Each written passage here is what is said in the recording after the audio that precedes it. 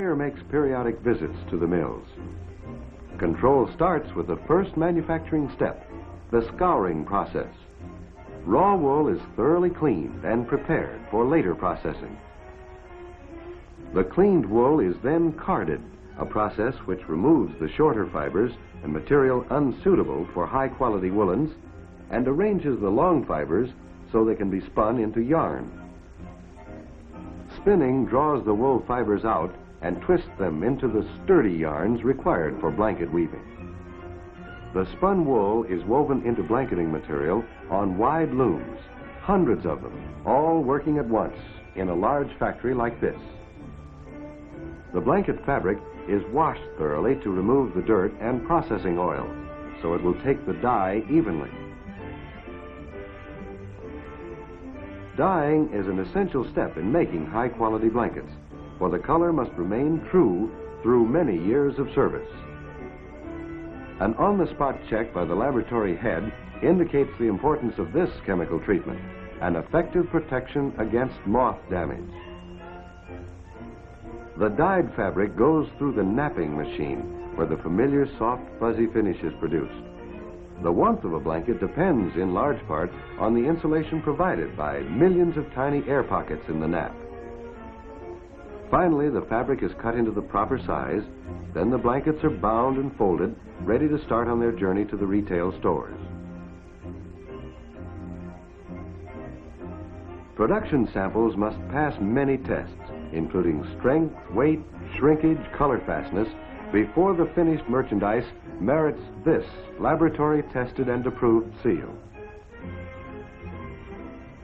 Here's how the laboratory tests that most important quality of a blanket, its ability to retain warmth, to keep the customer warm.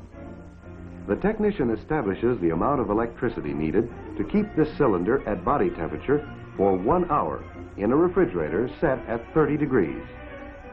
The cylinder is then wrapped in a sample piece cut from the blanket being tested and replaced in the refrigerator.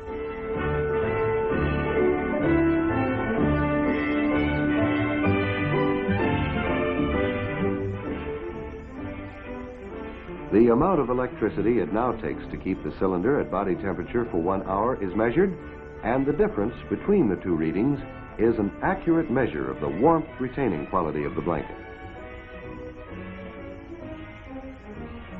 Moth damage is an ever-present menace to wool.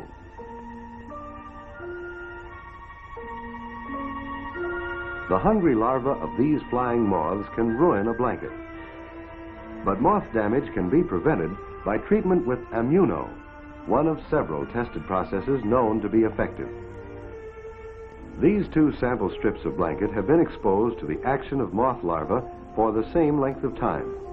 The nap of the untreated sample has been practically eaten away, while the treated sample remained untouched despite the presence of larvae like those you see here. To make sure that sufficient moth-resistant chemical has been used, samples from every production lot are tested. The samples are dissolved in acid, distilled, and the resulting distillate analyzed to provide a positive check. These tests provide a steady stream of facts and figures which finally take their place on labels like this for the customer's information and protection. Now, let's see what has to be taken into account in producing shoes to meet the customer's needs. Just imagine what it takes to make a shoe which can take the treatment it gets from an active growing boy. And at the same time, children's shoes must be designed and made to allow the foot to develop, but not at the sacrifice of appearance. And speaking of appearance, that's the #1 requirement in women's shoes. Yes, shoes are big business. American retailers sell nearly 500 million pairs every year. There are hundreds of styles, sizes, and varieties for men, women, and children, for people of varied tastes, different incomes, and many occupations. Providing what the customer wants is the prime concern of the shoe buyer. He considers carefully many styles and designs and discusses all the details with the shoe manufacturer. Sole materials are selected with particular care. To ensure good service, leather soles must be cut from that part of the hide known as the bend. Bend leather is better because the leather fibers are closely knit. Sole leathers and other components are tested both before and after production. This abrasion test is a check on the sturdiness of sole leathers.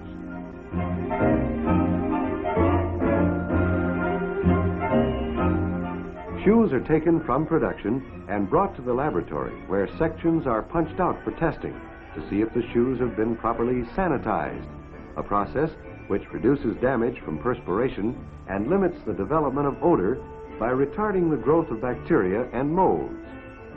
Sanitized helps keep shoes hygienically clean and tends to make them wear better too. Samples are placed on a culture medium which has been inoculated with a known active bacteria. The bacteria are allowed to grow and develop. Meanwhile, let's see how the treated leather resists molds. 2 sample strips were kept in contact with mold spores.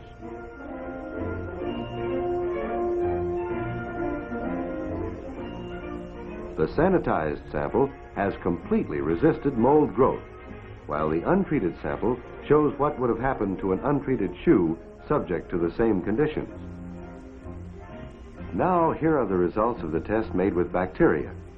Note that they've grown right up to and under the untreated samples on the left, while the treated samples have remained unaffected.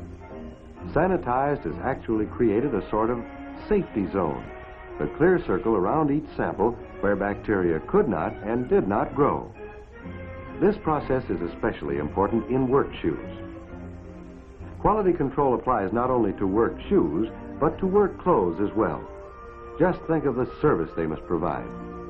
Work clothes must be planned for unusually hard wear, strong fabrics, tested fasteners, reinforced seams. They must be designed for comfort and utility as well. Each trade requires its own special kind of work clothing. Each workman wants his clothes made so he will have easy access to the tools of his trade. The matched set of work clothes is popular and practical for many kinds of jobs. Colors of pants and shirts must match. Neat appearance depends on proper fit. To ensure proper fit in clothing for men of many builds, more than 50 different patterns are carefully made in graduated sizes. The buyer has master patterns made to his specifications. These are sent to various manufacturers, enabling them to produce work clothes of uniform size and quality. Buyers specify quality of the fabrics and the many other items that go into garments: pocketing materials, zippers, buttons, tags, labels, rivets, and buckles.